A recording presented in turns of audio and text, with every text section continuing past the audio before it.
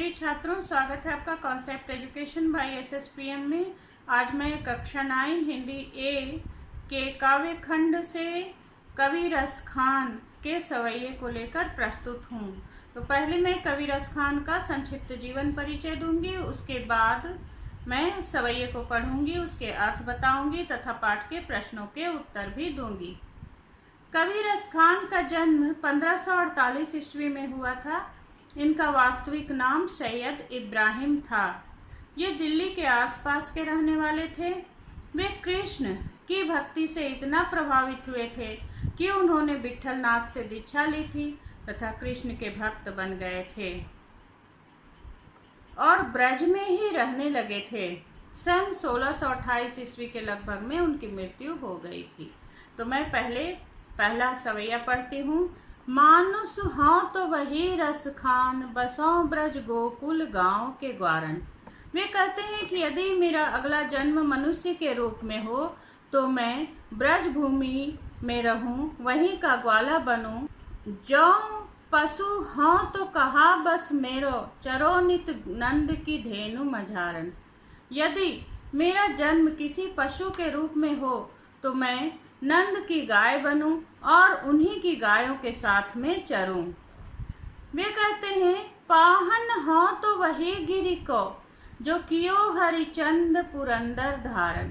कि यदि मैं अगले जन्म में पत्थर बनूं तो उसी पर्वत का पत्थर बनूं जिसे कृष्ण ने अपनी उंगली पर धारण किया था, यानी वे गोवर्धन पर्वत का हिस्सा बनना चाहते हैं।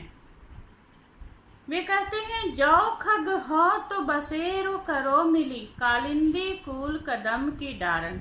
कि यदि मेरा जन्म किसी पक्षी के रूप में हो तो मैं उसी कदम के वृक्ष पर बसेरा करूं जिसके नीचे कृष्ण बांसुरी बजाया करते थे। अगले सवैये में रसखान कृष्ण के प्रति अपना प्रेम प्रकट करते हुए कहते हैं बालकुटी अरु कामरिया पर राज तिहुपुर को तजी डारो। यदि मुझे कृष्ण की लकुटी और कमली मिल जाए तो मैं उसे पाने के लिए तीनों लोकों के राज्य का त्याग कर सकता हूँ।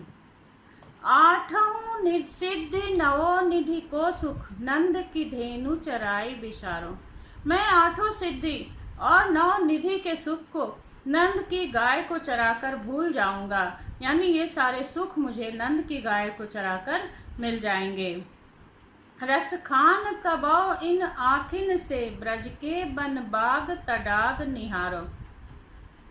रसखान कहते हैं कि पता नहीं कब मुझे वह सौभाग्य प्राप्त होगा कि मैं ब्रज के वन, बाग और तालाब को अपनी आंखों से देख पाऊंगा। आगे वे कहते हैं कोटिक ऐ कल धौत के धाम, करील के कुंजन ऊपर वारो।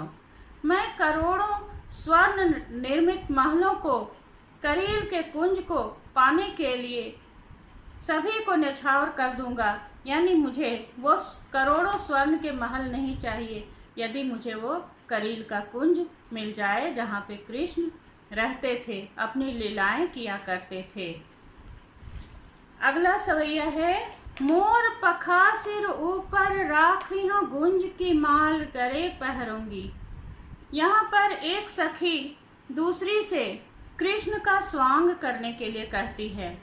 तब वो कहती है मोर पखा सिर ऊपर राखी हो, गुंज की माल गले पहनूंगी। वो कहती है कि मैं कृष्ण के जैसा ही मोर का पंख अपने सिर पर लगाऊंगी, गुंजा के फूलों की माला गले में पहन लूंगी। ओढ़ी पितंबर लय लकुटी बन, गोधन ग्वारन संग फिरूंगी।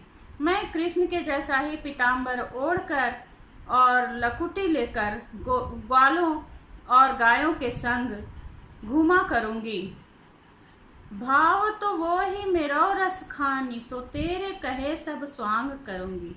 वो अपनी सखी से कहती है कि हे सखी, तुम्हारे कहने पर वो सारे स्वांग करूंगी जो कृष्ण किया करते थे। वाह मुरली मुरलीधर की, अधरान धरी अधरान धरूंगी।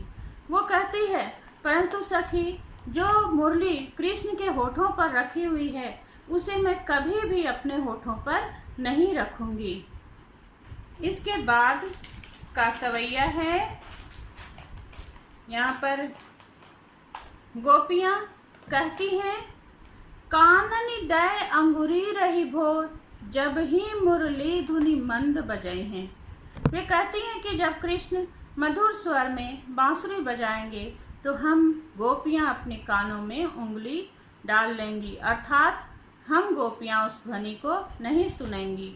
मोहनी तानी अटा चढ़ी गई हैं तो गई हैं। वो कहती है कि यदि मोहन ऊंचे स्थान पर चढ़ करके भी मधुर स्वर में गाएंगे तो गाएंगे, हम लोग उन पर ध्यान नहीं देंगी। तेरी कहे सिगरे ब्रज लोगनी, काल कोई समझे हैं। वो कहती है, परंतु मैं ब्रज के लोगों को पुकार कर कह देती हूँ कि कोई भी हम लोगों को कितना भी समझाएगा, माई रिवा मुख की मुस्कानी संहारी, न जय है न जय है न जय है। परंतु कोई भी कितना भी समझा ले, परंतु कृष्ण यदि मधुर स्वर में मुस्कुराएंगे तो उस आकर्षक मुस्कुराहट को देखकर हम गोपियां अपने आप को संभाल नहीं पाएंगी और अपनी मर्यादा का ध्यान नहीं करके हम सभी कृष्ण के पास चली जाएंगी। अब पाठ से प्रश्न के उत्तर दूंगी। तो पहला प्रश्न है, ब्रजभूमि के प्रति कवि का प्रेम किन किन अर्थों में अभिव्यक्त हुआ है? कवि रसखान अपने इष्ट कृष्ण से बहुत प्रेम करते हैं। वे प्रत्येक स्थिति में कृष्ण के साथ रहना चाहते हैं। वे मनुष्य बनने पर ग्वालों के बीच रहना चाहते हैं। पशु के रूप में वे नंद की गाय बनना चाहते हैं। पत्थर बनकर वे गोवर्धन पर्वत का हिस्सा बनना चाहते हैं। पक्षी बनकर यमुना के किनारे कदम के वृक्ष पर रहना चाहते हैं। अगला प्रश्न है, कवि का ब्रज के वन, बाग और तालाब को निहारने के पीछे क्या कारण है? तो इसका कारण ये है कि वे ब्रज के सौंदर्य को अपनी आंखों में बसाना चाहते हैं, क्योंकि संपूर्ण ब्रज से कृष्ण का अनन्य संबंध है। अगला प्रश्न है,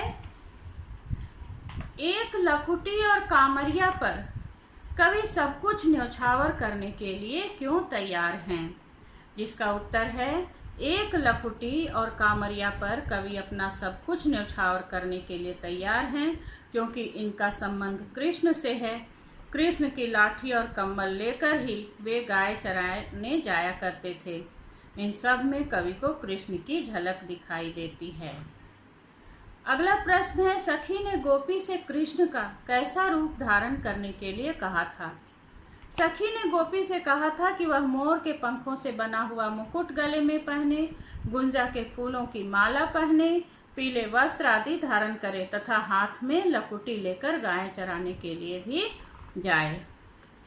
अगला प्रश्न है, आपके विचार से कवि पशु, पक्षी और पहाड़ के रूप में भी कृष्ण के सानिध्य को क्यों प्राप्त करना चाहता है?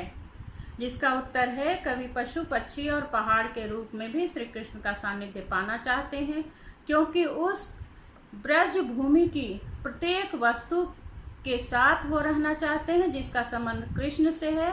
कवि का कृष्ण से अनन्य प्रेम है, इसलिए वो उनके साथ रहना चाहते हैं। अगला प्रश्न है, चौथे सवैये के अनुसार गोपियां क्या करने के लिए अपने आप को विवश पाती हैं? उत्तर है, कृष्ण की मधुर मुस्कुराहट को देखकर वे अपने को संभाल नहीं पाती हैं और विवश पाती हैं तथा लोक मर्यादा को त्याग कर कृष्ण के पास चली जाती हैं। अगला प्रश्न है, गोपी यह क्यों कहती हैं, वाह मुरली मुरलीधर की अधरान धरी अधरान धरूंगी?